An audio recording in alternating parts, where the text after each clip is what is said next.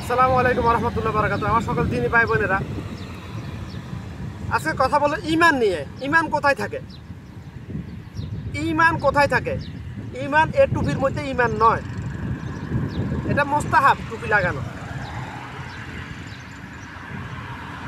গুরুত্বপূর্ণ সুন্নাত না। টুপি লাগাতে হবে এরকম না।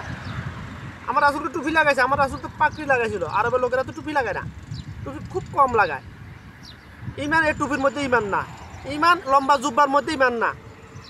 আমাকে নিয়ে অনেকে মন্তব্য করতে পারেন, আরে এ তো গায়ে কোনো জুব্বা নাই, মাথার পাগড়ি নাই, এর কথা আমরা কেন শুনবো? আমার কথা শোনার জন্য কে বলছে? আমি তো বলতেছি আমার কথাগুলো যদি আমার রাসূলের কথার সাথে মিলে তাহলে আমার কথাগুলো শুনবেন। যদি আমার কথার সাথে আমার রাসূলের কথা না মিলে ছুটে ফেলে দিবেন এগুলা। ঈমান এ টুপির মধ্যে ঈমান না। টুপি কেন লাগাই? আমার অভ্যাস হয়ে গেছে। এটা মোস্তাহাব কথা, সুন্নাহ সম্মত মোস্তাহাব। এই জন্য টুপি না লাগালে আমার কাছে মনে হয় আমি সতর উন্মুক্ত রেখে ঘর থেকে বের হয়েছি, এরকম মনে হয়। এই জন্য আমার অভ্যাস হয়ে গেছে টুপি লাগাই আমি ঘুমার সময় ব্যতীত। অর্থাৎ ঘর থেকে বের হলে টুপি ছাড়া আমি বের হতে পারি না। তো ঈমান টুপির মধ্যে না, ঈমান কাপড়ের মধ্যে না, ঈমান মুখে না, ঈমান থাকে কলবে। ঈমান মানুষের আদম সন্তানের ঈমান হচ্ছে কলবে। আর মুখে মুখে ঈমানদার তো পৃথিবীতে অভাব নেই। মুখে মুখে সমাজ সেবা করার লোক তো সোশ্যাল মিডিয়াতে লেখালেখির মাধ্যমে সমাজ সেবা করতেছে সকল আদম সন্তানে। প্র্যাকটিক্যালি যখন বলা হয় এই কাজটা করো, আমি আর নাই, প্রমাণ নাম নিব না। আমি আমাদের সমাজে গত 6 বছর থেকে আমি একটা সিস্টেম চালু করার জন্য চেষ্টা করতেছি। অনেকের সাথে আমি কথা বলেছিলাম যারা সমাজের বিভিন্ন দায়িত্বে প্রাপ্ত লোক। আমি যেহেতু প্রবাসী, আর ওই যে বিষয় যে জিনিসটা যে সদকা জারিয়া, চলমান সদকা জারিয়াটা আমি চালু করার জন্য চেষ্টা করতেছি। ওটা একজনের দ্বারা সম্ভব না, কারণ একজন ওই কাজ যদি একজন মাঠে নামে তার উপর কেউ বিশ্বাস করবে না। যাদের উপর এলাকার সোসাইটির মানুষ বিশ্বাস করে এরকম 2-4-5 জন লোক লাগবে। চলমান সদকা জারিয়ার ক্ষেত্রটা হলো কর্জে হাসানা। আমার এমন একটা প্রজেক্ট পরিকল্পনা আছে, যে পরিকল্পনা যদি আমার সমাজে যদি বাস্তবায়ন করতে পারি, আমার সমাজের কোনো লোক চিকিৎসার অভাবে কষ্ট করবে না, টাকার অভাবে চিকিৎসার জন্য কষ্ট করবে না, কাতরাবে না। আমার সমাজের কোনো লোক একবেলা না খেয়ে থাকবে এরকম হবে না। আমার সমাজের কোনো লোক ঘরের সালে টিন নাই, বৃষ্টির পানি পড়তেছে, এরকম হবে না। যদি আমি এটা চালু করে দিতে পারি, ইনশাল্লাহ কিয়ামত পর্যন্ত চলবে ইনশাল্লাহ। একবার শুধু আমি চালু করে দিব, চেষ্টা করতেছি। তার জন্য আমি আমার ব্যবসা প্রতিষ্ঠান থেকে ব্যক্তিগত ফান্ড তৈরি করতেছি গত 5 বছর ধরে। প্রায় একটা ট্যাঙ্কের ডিব্বার মধ্যে ওটা আছে। আমি 3 জন লোকে জানে শুধু ওটা সম্বন্ধে, আমাদের মেম্বার এবং আমার এক খুব বন্ধু যাকে আমি আল্লাহর জন্য ভালোবাসি, আরও একজন লোক, 3 জন লোককে আমি জানিয়ে রেখেছি। এই জন্য যে মালাকুল মউত কখন চলে আসবে আমার সামনে আমি জানি না। আমার ওসিয়ত হলো আমি যদি এখন মারা যাই, ওটা আমার ডায়েরিতে লেখা আছে। আমার ওসিয়ত হলো আমি যখনই মারা যাই, এখন না, যদি আল্লাহ যদি আমাকে হায়াত দেয়, 50 বছর আর হায়াত দেয়, যখনই মারা যাব, আমার ডায়েরি চেক করার পূর্বে আমাকে যাতে দাফন না করে। কারণ ঋণগ্রস্ত অবস্থায় যদি আমি মারা যাই, আমার রাসূলের হাদিস, যদি শহীদে মওত হয় তার রূহ আসমান জমিনে ঝুলানো থাকবে। এবং আমার রাসূল অন্য হাদিস, রাসূল সাল্লাল্লাহু আলাইহি ওয়াসাল্লাম বলেছে, কেউ যদি ঋণগ্রস্ত অবস্থায় মারা যায়, অর্থাৎ তার জানাজা আমি পড়বো না, তোমরা পড়ো, এভাবে বলেছেন ডাইরেক্ট হাদিসে। তো ঋণগ্রস্ত অবস্থায় মারা গেলে এরকম ঘটনা অনেক ঘটছে আমার রাসূলের জামানায়, জীবদ্দশায় মারা গেলে আমার রাসূল জানাজা পড়বে না, তার আখিরাত একটু কঠোর হয়ে যাবে না, কঠিন হয়ে যাবে না? কবর, হাসর, মিজান, ফুলসিরাত একটু কঠিন হয়ে যাবে না? অবশ্যই কঠিন হয়ে যাবে। এই জন্য আমার ওসিয়ত হলো আমি যদি যখনই মারা যাব, আমার এই ডায়েরি চেক করার পরে আমাকে যাতে দাফন না করা হয়। আমি যখনই মারা যাব, আমাদের দেশের রীতি রেওয়াজ হলো মাইয়াতকে সামনে রেখে বলা হয় ওনাকে সবাই মাফ করে দিবেন, সবাই বলে মাফ।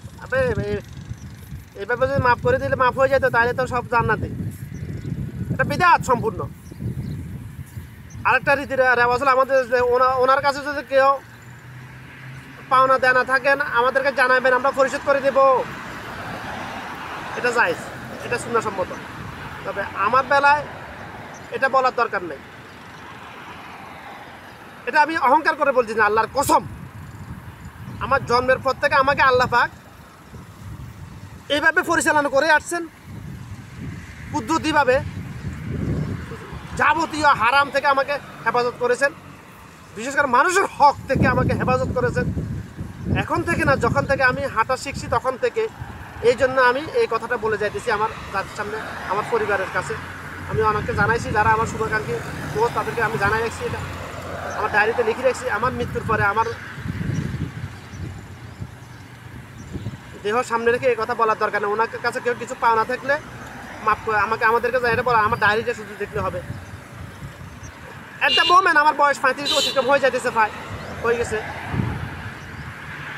বাংলাদেশের এমন কোনো মার হুত নাই আমার কাছে একটা পয়সা পাবে। এট দ্য মোমেন্ট আমি ওমানে আছি, ব্যবসা করতেছি গত 9 বছর ধরে। শুধুমাত্র এক দোকানদার, যে দোকানদারের সাথে আমার সাথে লেনদেন, যেদিন থেকে আমি দোকান চালু করতেছি ওই দিন থেকে এখন পর্যন্ত টানা 9 বছর এখন চলমান। তার সাথে সামান্য কিছু আমার লেনদেন থাকে, সবসময় চলমান, যেহেতু সামান্য, তা বাংলার মানে 5-10 হাজার 15 হাজার টাকা এরকম একটা লেনদেন তার সাথে থাকে। ওটা আমার ডায়েরিতে লেখা আছে। যখন যে লেনদেন, শুধু একজন আছে শুধুমাত্র আমার পাওনাদার দুনিয়াতে। আর আমি পাওনাদার, এটা লিস্ট বানাইতে হলে আমার থেকে লম্বা হয়ে যাবে। অর্থাৎ আমার হক মেরে খাইছে এমন আদম সত্তারের লিস্ট যদি আমি বানাতে যাই দেশে এবং বিদেশে মিলাইয়া, ওটার লিস্ট, নামের লিস্ট আমার থেকে অনেক লম্বা হবে। কতটুকু লম্বা হবে আমি জানি না, শুধু এটুকু বলতে পারি আমার থেকে অনেক লম্বা হবে। কারণ সবগুলো তো আমার মনে নাই, কারণ 9 বছর ধরে আমি ওমানে কাজ করতেছি। বাংলাদেশের 150 টাকা, 200 টাকা, 300 টাকা কত জনে ওমানি মেরে খাইছে, এটার কোনো হিসাব নাই আমার কাছে। মোটা অঙ্কে যেগুলো মারি খাইছে এগুলো হিসাব আছে। আর দেশে কে কে আমার সাথে মুনাফিকি বাটফারি করেছে লেনদেন নিয়ে, ওটা আমার হিসাব আছে।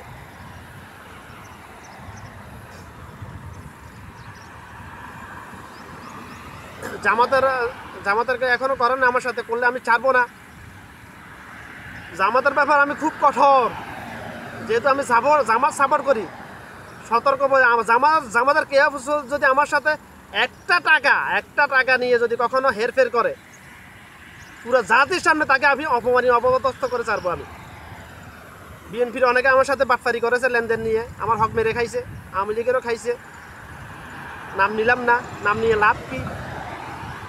কারণ তাদেরকে আমি দুনিয়াতে ছেড়ে দিছি, আখিরাতে ছাড়বো না। দুনিয়াতে আমি ছেড়ে দিছি, আমার আসলে একটা হাদিস ছাড়তাম না। আমার বিধান হলো ওমরের বিধান, আমার নেয়া নীতি হলো ওমরের নেয়া নীতি, যে আমার হক, আমি কারো হক নষ্ট করবো না। যেটা আমার না, কোটি টাকা হলে ওটা আমি ধরবো না, যেটা আমার 1 টাকা আমি ছাড়বো না। আমার নীতি হলো এটাই, এখন থেকে না, জন্মের পর থেকে এমন ভাই। কেন এমন? আমার আল্লাহ আমাকে বানাইছে এই জন্য এমন। যখন 12-13 বছর বয়স, আমার শরীয়তের বিধান আমার উপর ফরজ হয় নাই, তখন পানির তলে টাকা পাইয়া 1000 টাকা আমি তাকে দিয়ে দিছি ডাকি। কার টাকা জানতাম, এই জন্য এক মদখোরের টাকা ছিল, নদীতে পাইছিলাম পানির তলে।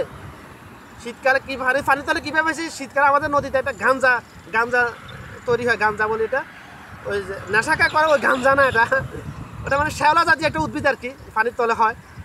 শীতকালে পানি এত পরিষ্কার থাকে নদীর পানি। আমরা ছোটোবেলায় যখন নদীতে গোসল করতাম, পানিতে ডুব দিয়ে ফাইট করতাম। আমি আমার এক বাগিনা, আমার সমবয়সী, 5-6 মাসের ছোটো, আমার জ্যাঠাতো বোনের ছেলে। আমরা নদীতে গোসল করতে গেলে আমরা নদীতে ফাইট করতাম, পানি এত পরিষ্কার, ফাইট করতাম আমরা, মানে আঘাত করতাম না, মানে ফাইট করতাম, এত পরিষ্কার। ওই মদখরের সারটা, ওই মদখরের অবস্থা ছিল। মদখর রাত্রে বাড়িয়াহাট থেকে মদখে এসে আমাদের নদীর সামনে এসে নৌকা নাই, ও সাঁতার কেটে নদী পার হয়ে গেছে। মদ দিয়ে পানিতে ফালা দিলে পানিতে ডুবে মারা যাবে, এটা আমরা একটা 100% মিথ্যা কথা। এটা আমি নিজে প্র্যাকটিক্যালি প্রমাণ আছে আমার কাছে। মদখর নদী পার হয়ে মদখরের গায়ে ছিল টিপ বুতামলা শার্ট, সাদা শার্ট। ওই শার্টের মধ্যে তখন কত ছিল, 7,000 টাকা না 12,000 টাকা, আমি ভুলে গেছি ভাই। আজ থেকে 13 বছর বয়স হলে তাহলে কত বছর, প্রায় 22 বছর আগের কথা এটা। ভুলে গেছি কত টাকা ছিল। এবং কি ওই ছিল এলাকার মেম্বার ছিল, তাকে ভাইদের টাকা পয়সা ছিল, বাইরে তাকে মেম্বার বানাই দিচ্ছে, কিন্তু নেশা করছিল, কিন্তু মানুষের হক মারি খাইতো না বেশি, মদ খাই মানুষকে গালাগালি করতো খালি বাজ। তো তার মানে যে রাস্তাঘাটে কাজ করছে এরকম, মানে বিল পাস করা করছে এরকম অনেকগুলো কাগজ ছিল, যেটার মূল্য ওই সময়ে ছিল লক্ষ টাকার উপরে। আজ থেকে 22-23 বছর আগে বা 12,000 টাকার মূল্য বর্তমানে কত টাকা জানেন? 12 লক্ষ টাকা মিনিমাম। ওই সময় আল্লাহ পাক আমাকে এভাবে হেফাজত করেছে। এবং আমার সাথে আমার এক জ্যাঠাতো ভাই ছিল, তার আগ্রহ ছিল খেয়ে ফেলার জন্য, না দেওয়ার জন্য। তার পরে আমি যখন না, আমি দিয়ে দিব এটা। তো মদখোর যখন পরের দিন সকালে আসছে, মদ করে আসছে জুতা তালাশ করার জন্য, তার শার্ট তালাশ করার জন্য আসে নাই। মাতালা বাসা জুতা নদীতে পড়ে গেছে, একটা পাইছে একটা পাই নাই, শার্ট তালাশ করে নাই, হোশ নাই। তখন আমি আমার জ্যাঠাতো ভাইদের নৌকা ছিল, আমি যখন ফ্রি থাকতাম নৌকা, ওদের নৌকার আমার নৌকা একই ছিল, মানে নিজের নৌকার মতো ব্যবহার করতাম ওটা। আমাদের কোনো রেস্ট্রিকশন ছিল না, ওদের পরিবেশে আমাদের এরকম সম্পর্ক। কারণ আমার প্রতি ওদের ওরকম ইয়ে ছিল যে ওরা থাকে না, যদি কোনো নৌকা মারার জন্য কোনো লোক আসতো পার করতাম, তখন 2 টাকা করে নেওয়া হয়তো, ও 2 টাকা ওদেরকে দিয়ে দেওয়া হয়তো। আমার এক জ্যাঠাতো বোনকে পার করার জন্য আমি তালা ভাঙি ফেলছি, আমার এক সাজার নৌকাতে তালা লাগাইছে, তালা লাগাই তুই দূরে গেলি কেন, তালা ভাঙিয়ে এলেছি আমি। ও এখানে কষ্ট করতেছে না, দাঁড়ায় থাকি, এরকম অবস্থা ছিল আমার।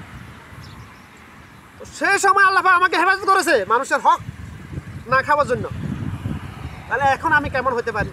আমি নিজেকে নিয়ে পাবলিসিটি করার জন্য বলতেছি না, আমি আমার রাসূলের হাদিসের উপর ঈমান আনার জন্য আমার জাতিকে আমি এই কথাগুলো বলতেছি। আমি ঈমান কেমন হওয়া দরকার মানুষের হকের ব্যাপারে, মানুষের ভয় কেমন থাকা দরকার।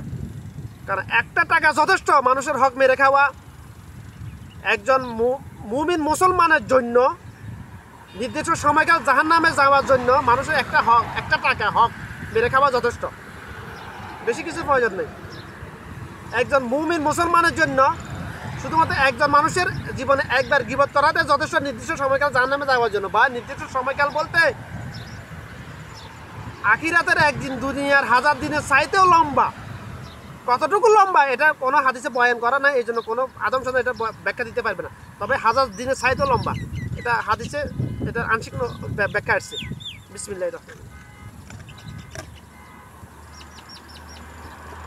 তো যেটা বলছিলাম, আমার নীতি এমন ছিল, আমার হক আমি কারো কোটি টাকা, যেটা আমার না কোটি টাকা আমার সামনে পড়েছে আমি ধরবো না। যখন অবুঝ ছিলাম রাস্তাঘাটে 5 টাকা 10 টাকা পাইলে ধরতাম, এখন আমি ধরি না, হাত লাগাই না। প্রমাণ অনেকগুলো আছে। আমি এখানে স্বর্ণ ফাইয়া, যে স্বর্ণের চেন ফাইয়া আমি যাচ্ছেন তাকে দিয়ে দিয়েছি, ছোটো বাচ্চার নাকের দুল না কানের বুট ফাইয়া দিয়ে দিয়েছি।